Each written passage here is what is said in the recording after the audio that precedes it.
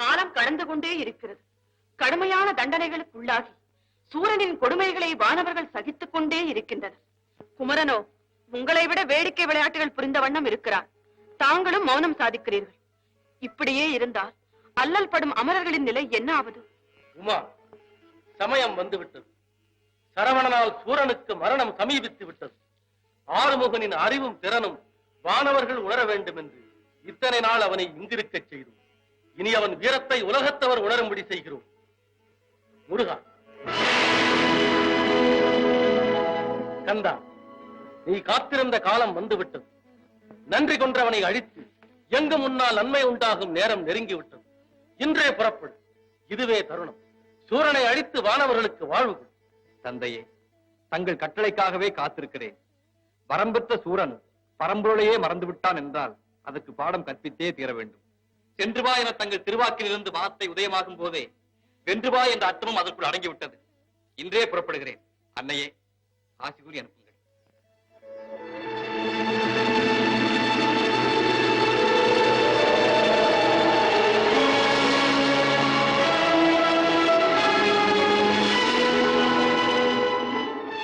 முருகா, எனது வல்லமையால் உருவாக்கப்பட்ட சக்தி வேலில் வெல்ல முடியாத பகையெல்லாம் இந்த வேலை கொண்டு வென்றுவிடு. முடிவில் வீரவேலை வீசு சூரனை சம்ஹாரம் செய். வேல் என்றால் முருகன், முருகன் என்றால் வேல் என்று சொல்லும் அளவிற்கு இது என்றும் உன் கரத்திலேயே இருக்கட்டும். எங்கு எவரை அழிக்க ஏவினாலும் அதை முடித்து வெற்றி வேலாக மீண்டும் உன்னிடமே வந்து சேரும். பக்தருக்கு ஞானவேல், பகைவருக்கு வீரவேல். இதோ பெற்றுக்கொள்.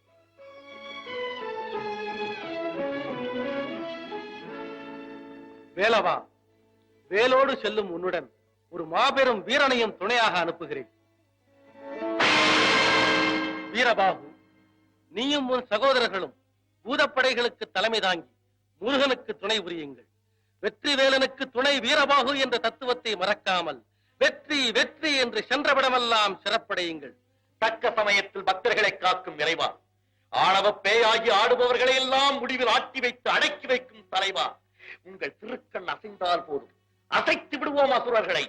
செய்யென்று ஒரு வார்த்தை உங்கள் திருவாக்கில் இருந்து வந்தால் போதும், பொய்யர்களை அழித்து மெய்யுணர்வை நிலைவரச் செய்கிறோம். தாயே, சுத்தி நில்லாதே போ பகையே, துள்ளி வருகிறது வேல் என்ற தாரக மந்திரத்தை சொல்லி சொல்லி தீமையை ஒழித்து பெண்மையின் தன்மையை பீடத்திலேற்றி விடுகிறோம். அன்னை பராசக்தியே ஆசி கூறி அனுப்புங்கள். வெற்றியோடு திரும்புங்கள். எமது பூரண நல்லாசைகள்.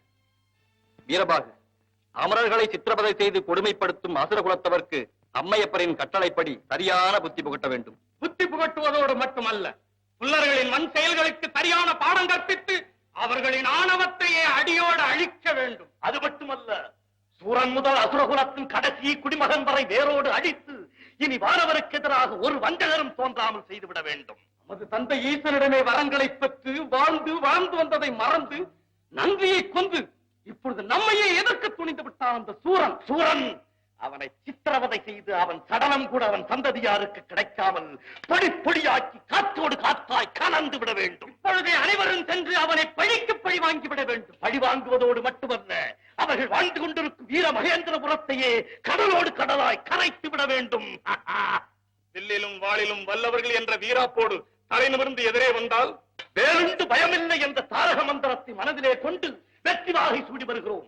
வேலவா, செந்தூரமிட்டு வாழ்த்தி அனுப்புங்கள் எங்களை. வீரபாகு, அசுரர்கள் தான் அறிவை இழந்து அடாத செயல்களை செய்து வருகிறார்கள் என்றால் நாமும் மாற்றப்படுவது முறையல்ல. வேலவா, நல்லோர்க்கு நல்வழியில் சென்று நன்மை எடுத்து சொல்ல வேண்டும். தீயோர்க்கு அவர் வழியே நாமும் சென்று புத்தி புகட்ட வேண்டும். அதுதான் முறை. பிறக்கும் போதே தீயவர்களாக யாரும் பிறந்து விடுவதில்லை. இறக்கும் போது நல்லவர்களாக எல்லோரும் இறந்து விடுவதும் இல்லை. அதைவிட தவறான பாதையில் செல்பவன் வழியை பின்பற்றினால் அவனிலும் நாம் தாழ்ந்தவனாகி விடுகின்றோம். வழியோடு செல்ல வேண்டும் என்று சொல்லும் தாங்கள் அசுரர்களின் சிறையிலே அடைபட்டு இன்னல்களை அனுபவித்துக் கொண்டிருக்கும் வானவர்களின் நிலையும் சற்று சிந்தித்து பார்க்க வேண்டும். வீரபாகு, இன்னலுக்கு பிறகுதானே இன்பம். இன்பம், அந்த இன்பத்தை வானவர்கள் நிரந்தரமாக அனுபவிக்க வேண்டும் என்றால் அவர்களை அல்லல்படுத்துவோரை அழித்தே தீர வேண்டும். அழிப்பதற்கு முன் தீயவனே திருந்திவிட்டான். அவனாவது திருந்துவதாவது. வீரபாகு, சூரன் இன்று தீயவனாக இருக்கலாம், ஆனால் அன்று ஈசனிடம் மிகுந்த பற்றுதல் உள்ளவனாக இருந்திருக்கிறான். தன் சக்தியை தவிர வேறு எந்த சக்தியாலும் உனக்கு மரணமில்லை என்று நமது தந்தையாரே அவனுக்கு வரம் கொடுத்திருக்கிறார் என்றால் அவனது பக்தியை என்னவென்று பாராட்டுவது? அப்படிப்பட்ட சிவபக்தனை அழிப்பதை விட நல்லவனாக்கி வாழ வைப்பது சாரச் சிறந்ததல்லவா? வேலவா, அவன் விதியையே நிர்ணயித்த வேதநாயகன் இனி அவன் திருந்தவே மாட்டான் என்று முடிவு கட்டித்தானே தங்களையும் படைத்து தங்களுக்கு துணையாக எங்களையும் படைத்து அவனை அழிக்க அன்னையார் உமது கையில் வேலையும் கொடுத்து அனுப்பியிருக்கிறார்கள். நவகுமாரர்களே, முடிவாக உங்கள் கருத்து என்ன? சண்முகப் பெருமானே, சமரசம் பேசுவதால் எவ்வித பலனும் இல்லை. அதைவிட அசுரர்கள் சமாதானத்தை நாடப்போவதும் இல்லை. முடிவாக சமருக்கு செல்வதே சாலச் சிறந்தது. வீண் பேச்சு தேவையில்லை. சூரனை வதைத்து நீதியை காக்க வேண்டும்.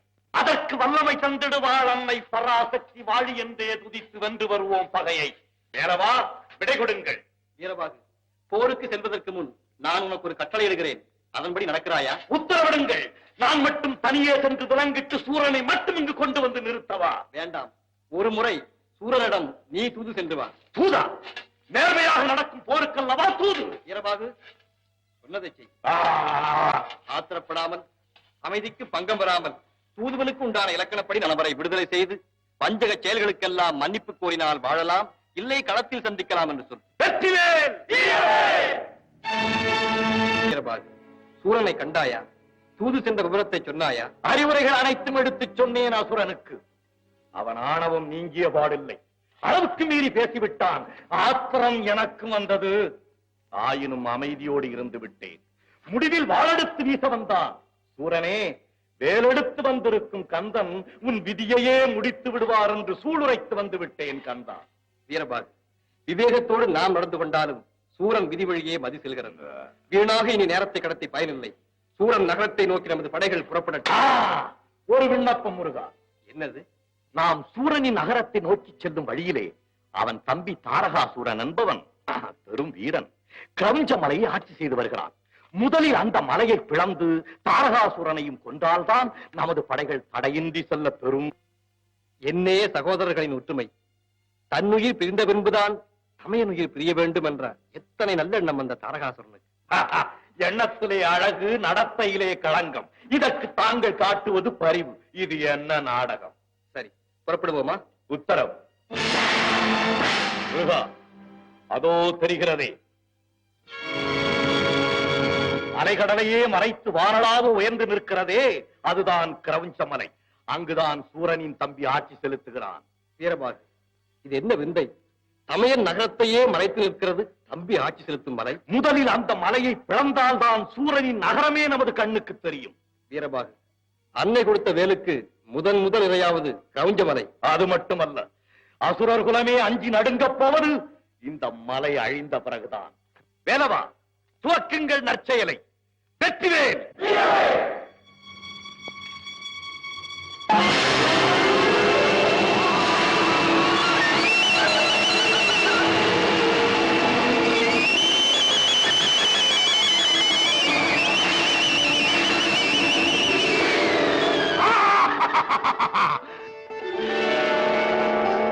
அழிந்தது கிரௌஞ்ச மலை, இனி ஒழிந்தது சூரனின் ஆட்சி.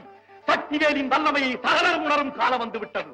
முருகா, உத்தரவிடுங்கள். நமது படைகள் புறப்படட்டும். வீரபாகு, சூரன் வாழும் வீரமகேந்திரபுரத்தின் அழகை கண்டாயா?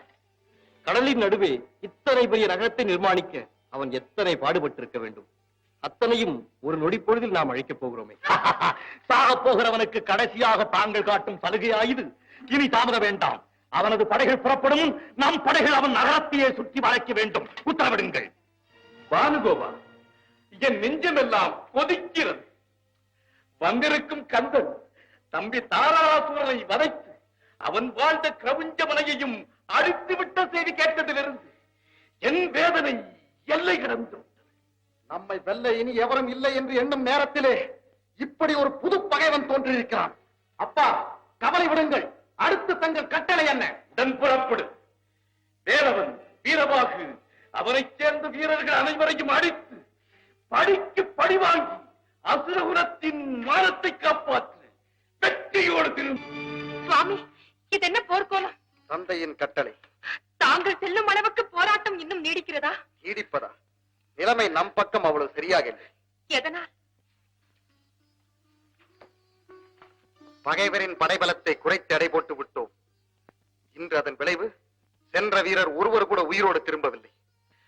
வந்திருப்பவரும் வலிமை படைத்தவர் என்று தெரிந்த பிறகு போரை வளர்ப்பானே. சமரசமாக போய்விட்டால் இருவர் சார்பிலும் உயிர்கள் மிஞ்சுமல்லவா? இல்லை, இன்று நானே களம் சென்று நேரில் கண்ட பிறகுதான் வெற்றி எவர் பக்கம் என்று நிர்ணயிக்க முடியும். விடை கொடு. வேண்டாம். பயந்து விட்டாயா கோழை? ஆழிசூழ் உலகிற்குள்ளே பானுகோபன் வில்லுக்கு எதிர்வில் உண்டோ? வில்லும் வாளுமாக இருந்தால் பயமில்லையே, வேலொன்று புதிதாக வந்திருக்கிறதே. பேதை, உன் விழியின்ற வேல் கொண்டு தாக்கினால் ஒரு கால் சோர்ந்து விடுவேனே அல்லாது வந்திருக்கும் கந்தனின் வேல் என்னை வென்று விடாது. தைரியமாக வெற்றி நம் பக்கம் என்று வாழ்த்தி அனுப்பு.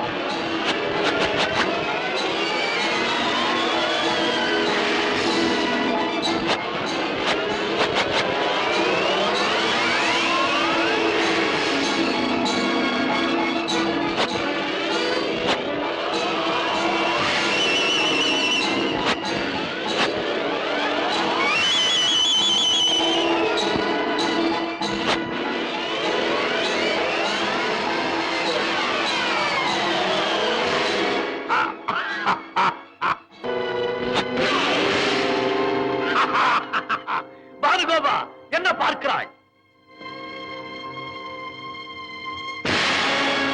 கந்தா, மறைந்து விட்டான் அந்த சூரனின் மைந்தன். வீரபாகு, எங்கு சென்றாலும் பானுகோபன் முடிவில் என் வேலுக்கு இரையாகுவான். களத்திலே சென்று வில்லை நான் பூட்டுகிறேன், கணை தொடுக்கிறேன், வாளை எடுக்கிறேன்.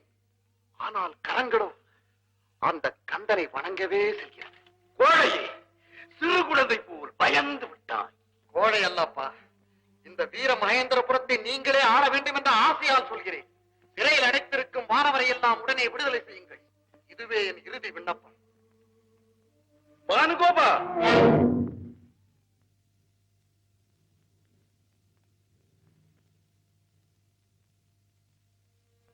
தந்தைக்கு மகனாற்றும் கடனாயுது. நீ எனக்கு பிள்ளையா, நான் உனக்கு பிள்ளையா? வேதம் தெரிய வேண்டும் எனக்கு. வினை யாரை விட்டது? விடை கொடுங்கள். வென்று வா.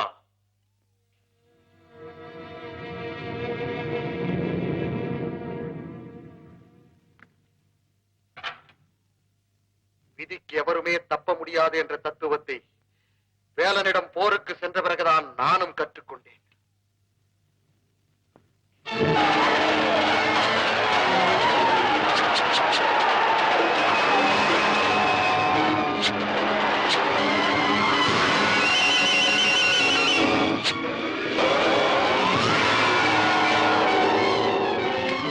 வேலவா, என்ன விளையாட்டு இந்த சிறுவனோடு?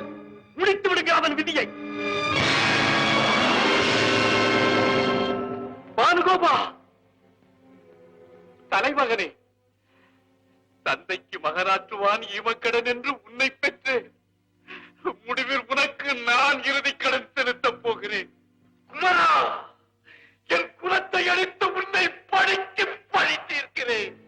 இடமும் வலமுமாக நின்ற சகோதரர்கள், ஈன்ற பிள்ளைகள் அனைவரும் ஆண்டு போனதிலிருந்து வந்திருப்பது ஈசனின் மாபெரும் சக்தி என்று உனக்கு தோன்றவில்லையா? பரமன் என்று நமக்கு வரம் கொடுத்த போதே தன் சக்தியை தவிர வேறு எந்த சக்தியாலும் உனக்கு மரணம் இல்லை என்று கூறியது நினைவில்லையா? பழமையை நினைத்துப்பார்.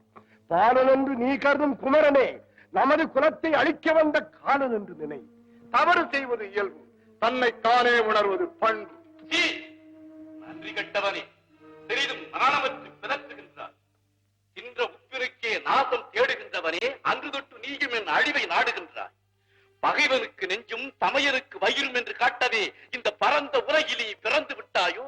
என்ன குற்றம் கண்டாய்? தர்மம் யார் குறைக்க வந்தாய்? நன்றியை நான் மறக்கவில்லை.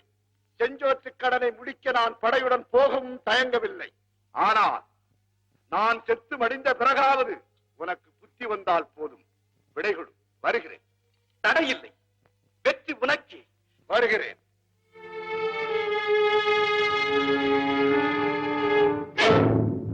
சிங்கமுகா, என்ன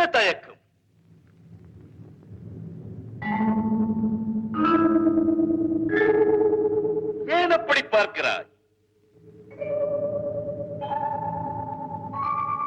சென்று நான் மீளப் போவதும் இல்லை, நின்று நீ இந்த மண்ணை ஆளப் போவதும் இல்லை. வருகிறேன்.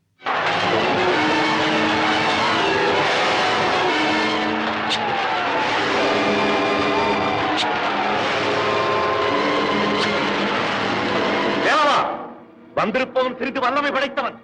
நமது சகோதரர்களை சோர்ந்து கொண்டிருக்கிறார்கள். சிங்கமுகா, நீயும் அடித்து விட்டாயா? அசுரர் குரவையை அடியோடு அடித்து விட்டதா? குமரா, இதோ நானே புறப்படுகிறேன். உன்னையும் உன் கூட்டத்தினரையும் ஒழித்து விட்டு திரும்புகிறேன்.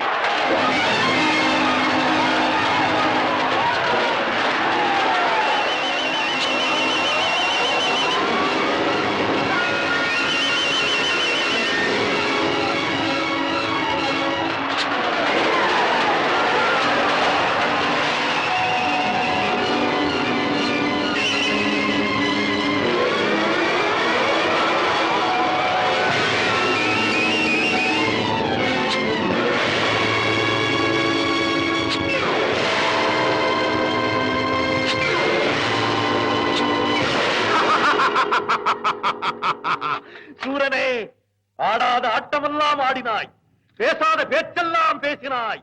இப்போது உன் நிலையை எண்ணிப்பார். யாருமற்ற அனாதை நீ. ஐயோ பாவம், ஆயுதமெல்லாம் இழந்து நிற்கும் உன்னை பார்க்க எனக்கே பரிதாபமாக இருக்கிறது. போர்க்களத்தை ஒருமுறை சுற்றிப்பார். உன் ஆணவத்தால் அசுரகுலமே மண்ணோடு மண்ணாய் மடிந்து விட்டது. இனி யாரைக் கொண்டு ஊரை ஆளப் போகிறாய்? சூரனே, இனியாவது மனம் திரும்பி வானவரை கொடுமைப்படுத்தியது தவறு என்று மன்னிப்பு கேள். அவசரமில்லை, சிந்திக்க ஒரு நாள் அவகாசம் தருகிறேன். இன்று போய் நாளை வா. சூரனே, திருமகளும் கலைமகளும் குடிகொண்ட முகத்தோடு நிமிர்ந்து நிற்கும் நீ இன்று நிலமகளையே பார்க்கும் நிலை வந்து விட்டதே. காரணம், நீண்ட தவறு செய்து விட்டாய். அடுத்து யோசனைக்கு ஒரு அமைச்சர்கள் இல்லை, நடத்தி படைகளை அழைத்துச் செல்ல தளபதிகள் இல்லை. நாதியே இல்லாத தனி மனிதனாகிவிட்டாய். கொன்று உன் உயிரை வாங்காமல் இன்று போய் நாளை வா என்று கொல்லாமல் கொன்று அனுப்பிவிட்டான் குமரன். இனி நீ வென்றாலும் இன்று முதல் இறந்தவனே. சுவாமி, இதென்ன கொடுமை!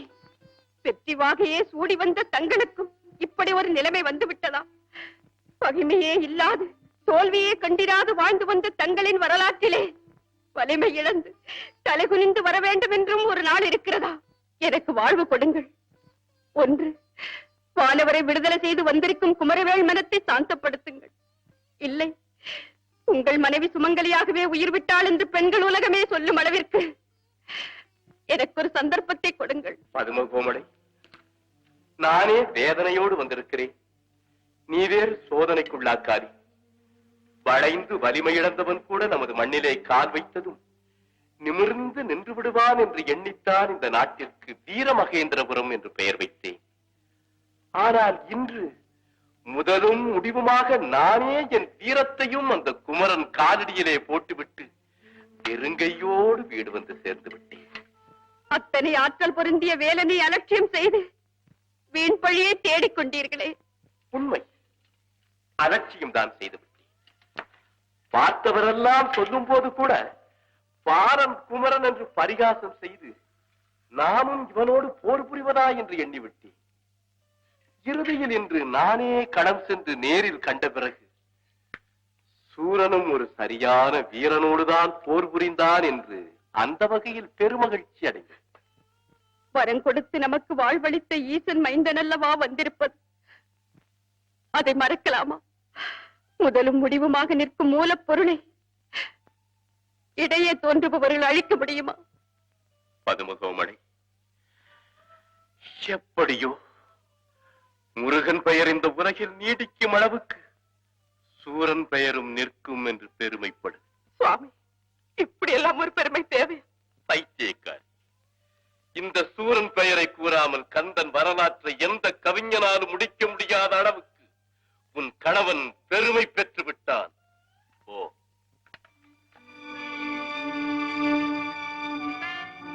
தவறை உணர்ந்து மனம் திருந்தி விட்டால் வாழ்வும் புகழும் இரண்டுமே சேர்ந்து வருமே. அப்படி ஒரு வாய்ப்பை வேண்டாம் என்கிறீர்களா? மதுமகோமலை, அழுக்கு நிரந்தரமாக படிந்து விட்டது அசுரன் குலத்தில். இனி அதை மாற்ற யாராலும் முடியாது. உன் தூய சொற்களால் என்னை கோழையாக்கி விடாதே. வாழையடி வாழையாக அசுரர் எவரையும் வணங்கியதில்லை. அவர்கள் வழியே நானும் செல்லுகிறேன். சுவாமி, சென்று வருகிறேன் என்று சொல்லுங்கள். மதுமகோமலை, மறுமொழி கூறாமல் இந்த இடத்தை விட்டு போய்விடு. உன் கணவனின் ஆணை.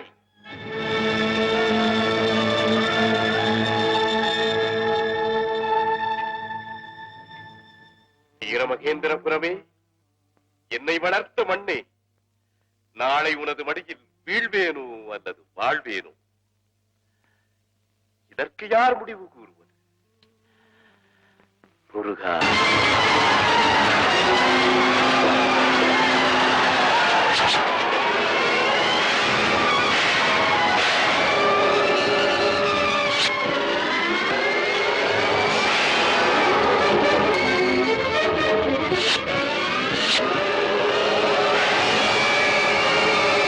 Ha ha ha ha ha!